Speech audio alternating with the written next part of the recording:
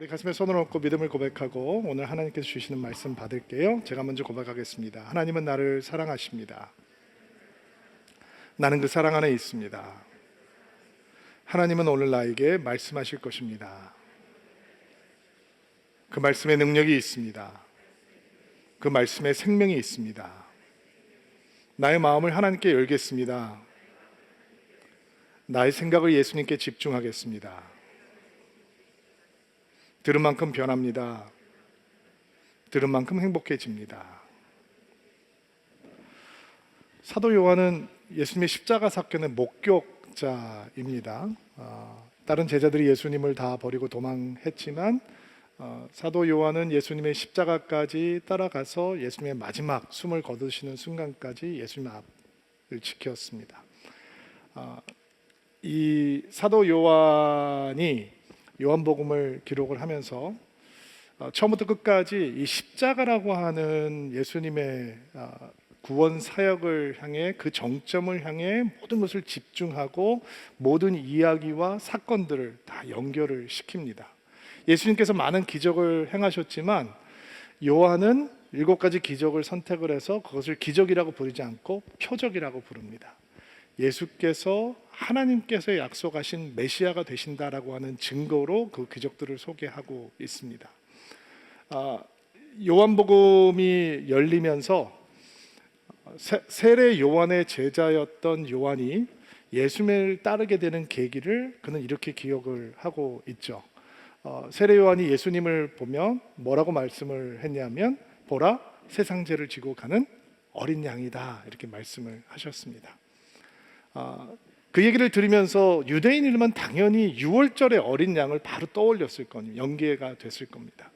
첫 번째 출애굽 사건이 이집트라고 하는 억압의 땅에서 하나님의 백성들을 약속의 땅 가나안 땅으로 인도하는 일이었죠. 그 6월절의 클라이막스는 죽음의 영이 이집트를 덮고 있을 때 어린 양의 피를 문설주와 임방에 바른 이스라엘 백성들의 집을 죽음의 영이 건너뛰었다라고 하는 6월절 사건이었습니다. 그 6월절 어린 양의 피로 말미암아서 죽음을 거치지 않고 이스라엘 백성들이 출애굽할 수 있는 거죠. 자, 두 번째 출애굽, 예수 그리스도 하나님의 어린아이된 예수 그리스도께서 십자가에 죽으심으로 두 번째 출애굽이 일어나는 거예요. 죄와 사망의 땅으로부터 죄와 사망에 억눌려 있던 사람들이 이제 영원한 생명으로 옮겨지게 되는 놀라운 역사가 일어나게 되는 것이죠. 그리고 세례 요한의 입술을 통해서 보라 세상 죄를 지고 가는 하나님의 어린 양이다라고 하는 증거를 듣고 사도 요한이 예수님을 따르기 시작하죠. 그때부터 사실 요한은 예수 그리스도께서 어떠한 죽음을 죽으실지에 대한 예고를 해주고 있는 것입니다. 요한이 십자가 사건이 그냥 우연히 일어난 사건이 아니라 혹은 유대인들의 지도자들의 재판에 의해서 혹은 빌라도 총독의 재판에 의해서 사형이 선고된 것이 아니라 예수님께서 스스로 죽음을 향해 걸어 들어가시는 것이다 라고 하는 것을 강조해 줍니다. 예수님께서 선한 목자의 비유를 말씀하실 때 나는 선한 목자다. 선한 목자는 양들을 위해서 스스로 목숨을 버린다 이렇게 말씀을 하셨죠. 빌라도가 사형 선고를 한 게 아니라 예수께서 십자가를 향해서 자발적으로 가게 되시는 거예요. 요한은 그것을 강조해 주고 있습니다. 요한복음에는 하나님의 때라는 이야기가 많이 등장을 합니다. 예수께서 나의 때가 아직 이르지 않았다 이런 얘기를 하시잖아요. 여기서 얘기하고 있는 때라고 하는 것은 바로 하나님께서 십자가를 지시게 하는 바로 그때 십자가에 죽으실 때를 의미하고 있는데 요한은 이 십자가 사건이 철저하게 하나님의 계획에 의해서 의도된 것이며 아들 되신 예수 그리스도께서는 하나님의 계획에 철저하게 순종하심으로 따라가고 계시다라고 하는 것을 또한 보여주고 있습니다. 요한이 복음서를 통해서 우리에게 보여주고 있는 십자가 사건은 인간의 눈으로 보면 너무 처참하고 비참하고 굴욕적이고 모욕적이고 패배처럼 보이지만 그것을 하나님의 눈으로 보면 하나님의 아들 되신 예수께서 자신의 몸을 버려서 하나님의 진노, 죄를 향한 하나님의 진노를 온전히 자기가 감당하시고 자기의 목숨으로 죄의 값을 치르시고 구원의 길을 열어주시는 하나님의 아들 되심을 보여주는 영광스러운 대관식이다라고 하는 것을 요한은 강조하고 있는 것입니다. 요한복음에서 예수님께서 이런 말씀을 가끔 하시죠.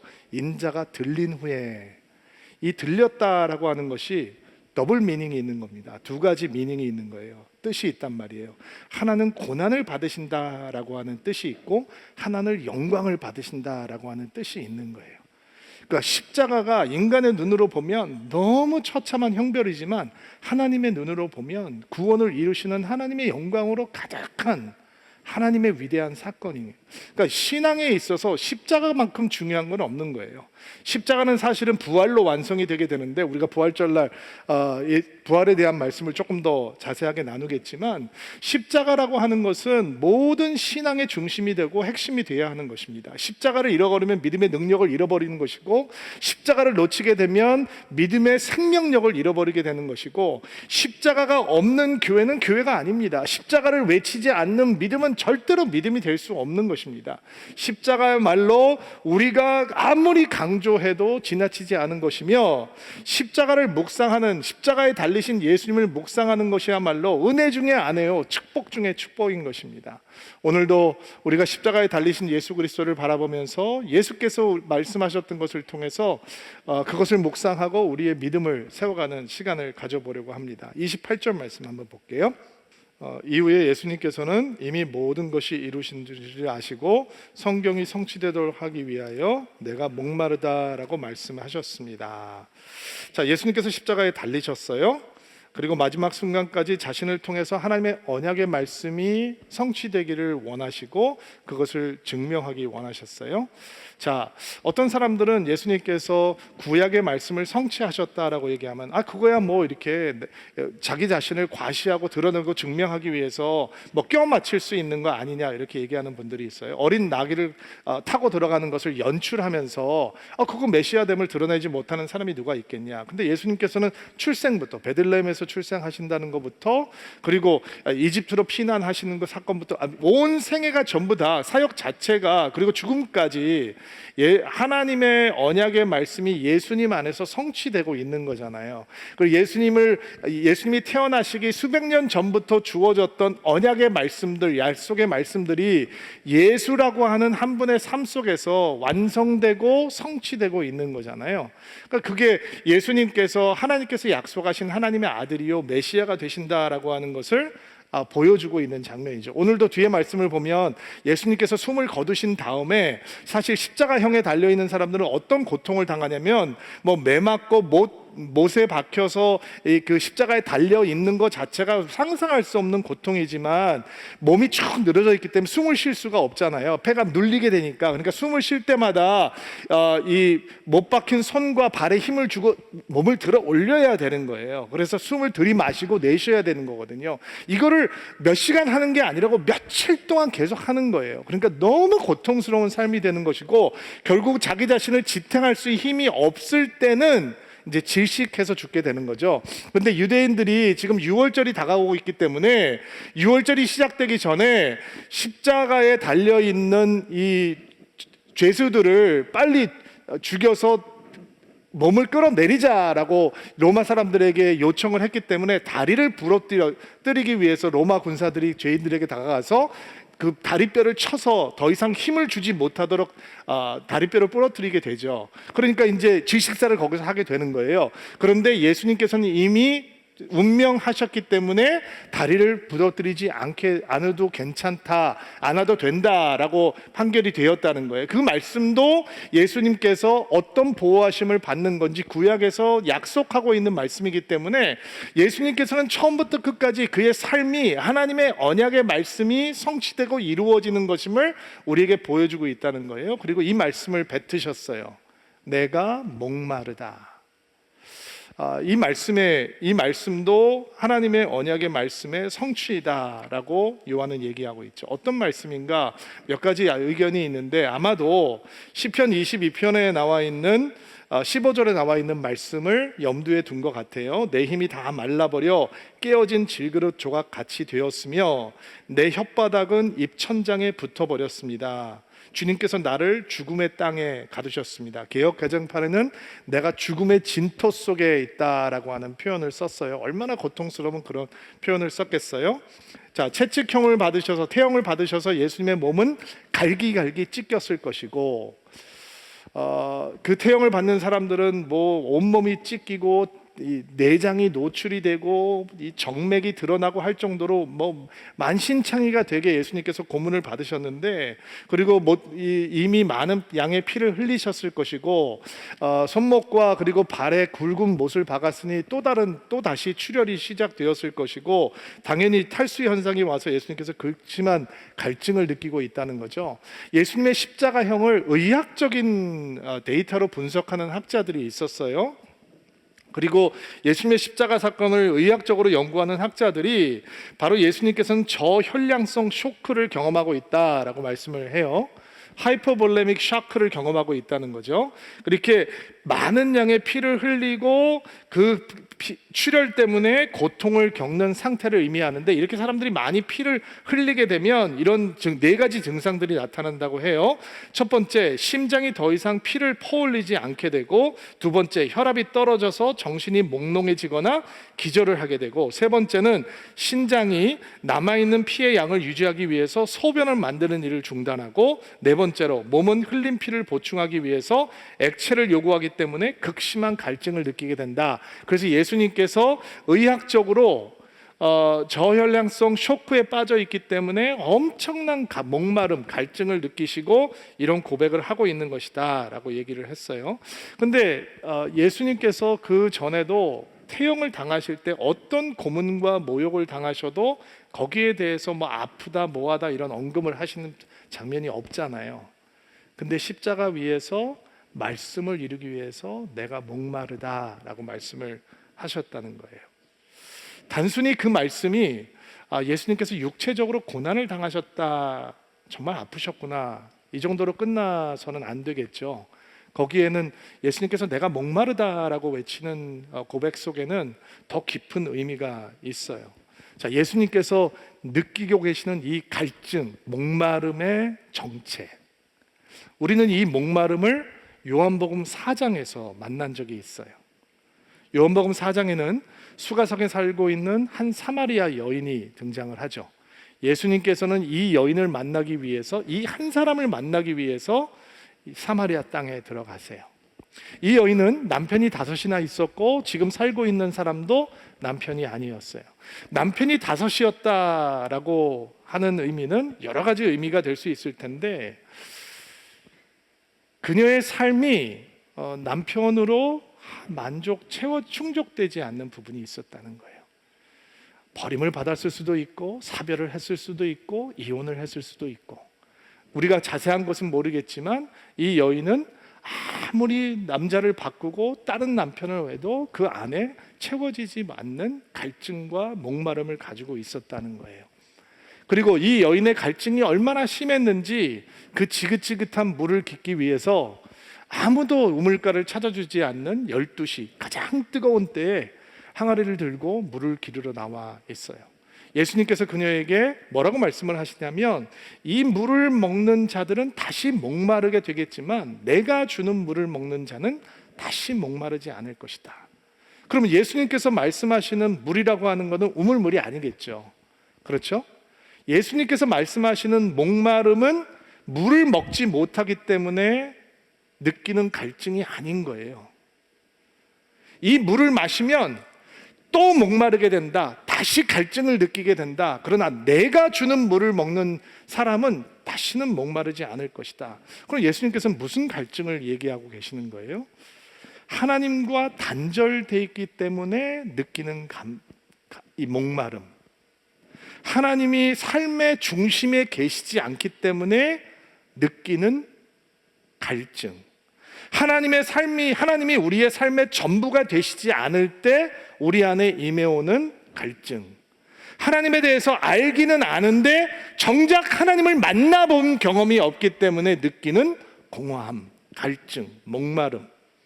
하나님이 그저 종교의 일부로만 느껴지고 나의 주인이시다라고 하는 고백을 할 수 없을 때 생기게 되는 갈증.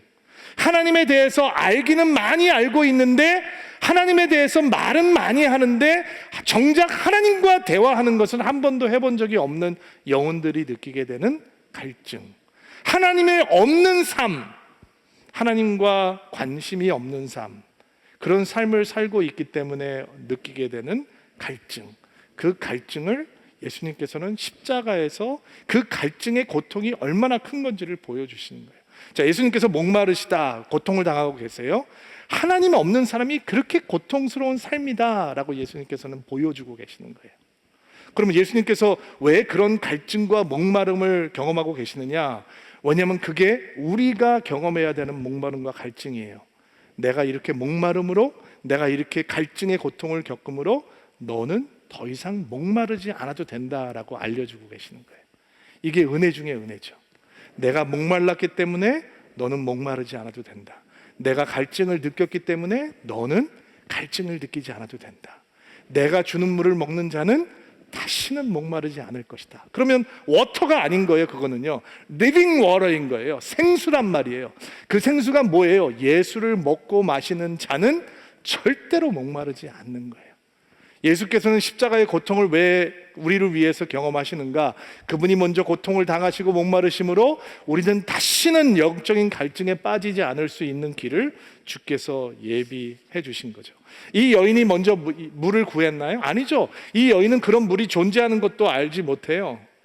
여인 같은 갈증을 갖고 있는 사람들의 특징은 자꾸 다른 것을 마시면서 그 갈증을 해소해 보려고 한다는 거예요. 그 여인은 남편을 바꿔가면서 또 다른 남자를 의지하면서 갈증을 해소하려고 했어요. 여인만 어리석은 건 아니에요. 가장 샤프하다고 똑똑하다고 인텔리전트하고 생각하고 자기 관리에 탁월하다고 하는 현대인들도 그 갈증을 해결하는 방법을 모르기에 여전히 성공과 돈과 명예를 쫓아요. 세상의 즐거움과 쾌락을 따라요. 그것을 마시면 내가 만족할 수 있을 거라고 착각을 하게 되는 거죠. 그러나 성공의 사다리를 올라도 재물의 풍요로움을 늘려도 힘과 명예를 잠시 얻어도 세상의 즐거움과 쾌락 속에 빠져도 전혀 그들 안에 있는 갈증과 목마름이 해소되지 않아요. 그러니까 사람들이 너무 공허해지기 시작하는 것이죠.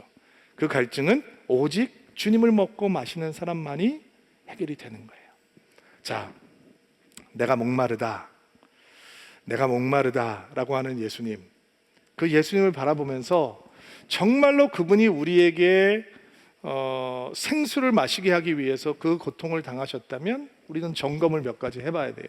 어떤 점검을, 자기 점검을 해보아야 하는가? 자, 주님께서 주님을 먹고 마시는 자는 절대로 목마르지 않을 것이다 라고 말씀을 하셨다면 우리는 정말 그분을 갈급하게 구하고 있는가 점검을 해보아야죠. 시편 기자가 얘기하죠. 목마른 사슴이 시냇물을 찾아 헤매듯이 내가 주를 찾기에 갈급하나이다, 헐떡이나이다, 이런 표현이에요. 내가 헐떡이며 주를 찾습니다. 내가 주를 갈급해합니다.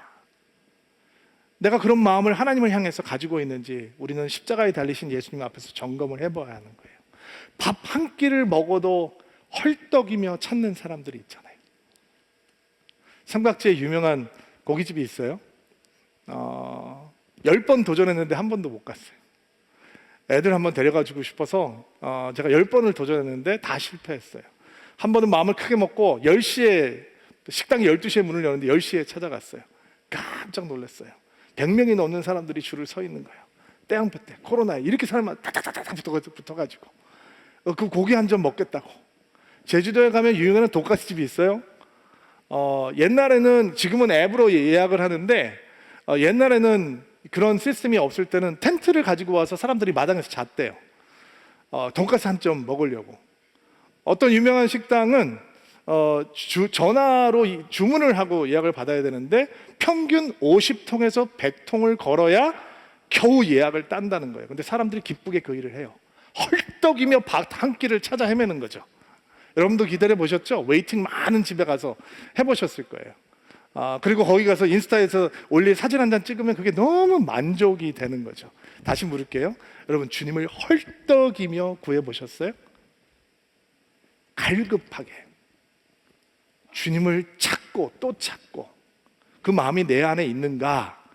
내가 목마르다라고 하는 예수 앞에서 살펴보아야 되는 마음이에요. 두 번째, 예수께서 우리의 갈증을 해소하기 위해서 먼저 목마르셨다면, 그분을 먹고 마시는 사람이 다시는 목마르지 않는다고 약속해 주셨다면, 정말 예수님이, 정말 하나님이 나에게 기쁨과 만족의 이유가 되시는가?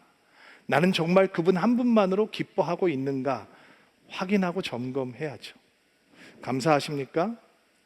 그러면 사람들이 표정을 밝게 하면서 너무 감사합니다. 그리고 이유를 얘기해요. 가만히 들어보면 삶이 편안해서 하는 감사예요. 그러면 예수께서 십자가를 지신 이유가 내 삶을 그저 평안하게 하기 위해서, 내가 하고 있는 일이 평안하고, 내가 넉넉하고, 내가 직장에서 잘 되고, 사업하면 사업이 잘 되고, 아이들은 속썩이지 않고 쑥쑥 학교 잘 가고, 잘 취직하고, 잘 결혼하고, 뭐 잘 애 낳고, 아프지 않고, 이러면, 이런 삶을 위해서 주께서 십자가에 달리시, 아니잖아요. 자, 여러분, 감사의 이유가 뭡니까? 만족의 이유가 뭡니까? 자, 구원이라고 하는 사건이 뭐냐면 감사와 만족의 이유가 달라지는 거예요. 구원을 만나기 전에는, 십자가를 만나기 전에는 감사의 이유가 뭐냐? 세상이 주는 거를 감사하는 거예요. 세상에 누릴 수 있는 것들을 감사하는 거예요. 예수를 믿는 사람이나 예수를 믿지 않는 사람이나 별 다른 게 없어요. 십자가를 통과하기 전까지는, 십자가를 만나기 전까지는. 근데 구원을 경험하고 나면 감사의 이유와 만족의 이유가 바뀌어요. 세상이 주는 게 아닌 예수 그리스도가 우리의 감사가 되는 거예요. 만족이 되는 거예요. 그러니까 삶에 엄청난 어려움이 다가와도, 삶에 엄청난 풍파가 다가와도, 내 몸이 망가지고 때로는 정말 가슴이 녹아버릴 것 같은 어려움을 겪어도 예수가 있기 때문에 내 안에 만족이 있고 감사가 있다라고 하는 고백이 나오는 거예요. 예수께서 정말 십자가에 달려서 우리를 위해서 그 고통을 당하셨기 때문에 나는 예수님 한 분만으로 만족할 수 있는가? 상황이 상관없이 그분만을 기뻐할 수 있는가? 내가 목마르다라고 하는 예수님 앞에서 살펴봐야 되는 마음인 거예요. 자, 28절부터 29절, 30절 말씀 볼게요. 지금 29절, 30절 하면 언제 끝나려고 그러시나? 오늘 30절까지밖에 안 할 거예요. 그러니까 너무 긴장하지 마세요. 29절, 30절 말씀 읽으세요. 시작. 그곳에 신포도주가 담긴 항아리가 있었습니다. 군인들이 해면을 신포도주에 흠겨 적셔서 우슬초의 막대기에 매달아 예수님의 입으로 가져갔습니다. 예수님께서는 신포도주를 맛보신 다음 다 이루었다라고 말씀하셨습니다. 이 말씀을 하신 후 고개를 아래로 떨구시고 운명하셨습니다. 자, 십자가에 달리신 예수님께 군인들이 신포도주를 주었다라고 얘기하죠. 다른 복음서에 보면 모략을 탄 포도주를 주었을 때 예수님께서 거부하셨어요. 다른 거예요, 여러분. 다른 사건이에요. 모략을 탄 포도주는 진통제, 마취제 같은 거예요. 예수님께서 그렇게 거부하시는 이유는 십자가의 고통을 온전히 다 감당하시기 위함이에요. 이 신포도주는 여러 가지 이야기가 있는데 로마 군인들이 마시던 그런 싸구려 포도주였을 것이다 라는 생각도 있고, 또 이 신포도주라고 하는 건, 십자가라고 하는 것이 사람을 가장 고통스럽게 죽이는 형틀이었기 때문에 적당히 그 갈증을 해소시키면서 신포도주를 주면서 사람들이 조금 더 오래 버티면서 더 오래 고통을 당할 수 있게 하기 위해서 이 신포도주를 썼다라고 하는 설도 있어요. 여기에 요한이 강조하고 있는 것은 사실은 포도주가 아니라 우슬초예요. 우슬초에 묶어서 해면에 스펀지에다가 이 포도주를 잔뜩 묻혀서 예수님의 입술에 대줬다는 거죠. 자, 우슬초가 구약에 어디 등장을 하죠? 출애굽 사건이에요. 아까 얘기했던 대로 우슬초로 어린 양의 피를 좌우 문설방에 바르고 임방에 바르면 죽음의 영이 건너뛰는 거죠. 지금 요한이 강조하고 싶은 건 두 번째 출애굽이 일어나고 있다, 두 번째 유월절이 지금 일어나고 있다라는 거예요. 이 어린 양의 피가 우리를 구원하고 죽음의 영이 우리를 건너뛰게 될 것이다 라고 하는 것을 강조하기 위한 거예요. 그 포도주를 받으시고 예수님께서 다 이루었다 말씀하셨어요. 영어로는 it is finished, 헬라어로는 테텔레스타이 이렇게 되어 있어요. 한 단어예요. 이게 시장에서 뜨는 단어예요. 무슨 뜻이냐면 완불되었다. 그러니까 it is finished라고 하는 표현보다는 it is paid, 이게 오히려 더 정확한 표현일 것 같아요. 완불되었다, 값을 다 치렀다. 무슨 값을 치렀다는 얘기인가? 무슨 뜻일까? 다 이루었다라고 하는 게, 이 말씀을 제대로 이해하려면 예수께서 자신의 삶을 어떻게 보셨는지를 알아야 되는데, 마가복음 10장 45절에 이런 말씀이 있어요. 인자가 온 것은 섬김을 받으려 온 것이 아니라 섬기러 왔다. 인자는 자기 생명을 많은 사람들의 대속물로 주려고 왔다. 이 대속물이라고 하는 것이 무엇이냐? 예수께서 자기의 생명을 대속물로 이해하셨다는 거예요. 대리적인 죽음을 위해서 이 십자가가 필요했다는 거예요. 대리적인 죽음이 뭐냐? 십자가에서 거룩하고 신비한 자리바꿈이 일어났다는 거예요. 찰스 디킨스라고 하는 소설가를 아시나요? 두 도시 이야기라고 하는 책이 있었어요. 당시 베스트셀러, 가장 많이 팔렸던 책 중에 하나였다고 얘기했는데, 이 여기서 등장하는 두 도시는 이제 파리와 런던을 배경으로 하는 이야기이기 때문에 프랑스 혁명 가운데 세 사람의 주요 인물 주인공이 등장을 하는데, 여인이 한 명 등장하고 그 여인을 둘러싼 두 명의 남자, 새 아래 새 것이 없어요. 똑같아. 옛날이나 지금이나 이 스토리에는 항상 한 여인과 두 남자가 등장을 하는 거죠. 영국 사람이었던 시드니 칼턴이라고 하는 주인공과, 그리고 프랑스 귀족 찰스 다네이라고 하는 사람이 루시 마네트라고 하는 여인을 같이 사랑해요. 근데 이 루시 마네트가 프랑스 귀족인 찰스 다네이하고 결혼을 해요. 이 시드니 칼턴은 마음이 무너지는 거죠.